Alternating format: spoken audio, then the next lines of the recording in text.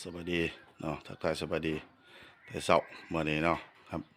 บ่าวตุ่มร้านสติฝากกดไลค์กดแชร์กดติดตามเนาะนี่เพิ่นเอาโชคมาให้มื้อสันวันดีมื้อสิวันเสาะมื้อประกอบวันงามออกไม้3ค่ำเดือน3เนาะเตียงเผาผ่านมีผ้าขาวอาหารหวานข้าวหมากไม้เนาะได้ถูกได้เทียนจังกะละบูชาไหว้เจ้าถิ่นเจ้าทานเจ้าเฮือนเจ้าซ่านเทวดาเทวดาเป็นนางผาพระอินทร์พระพรหม ให้โศกให้ลาบเปิดประตูเหือนประตูศาลประตูเราเขาเรานะหับโศกหับใส่ได้มีทั้งเงินบาทเงินดอลลาร์เงินเก็บ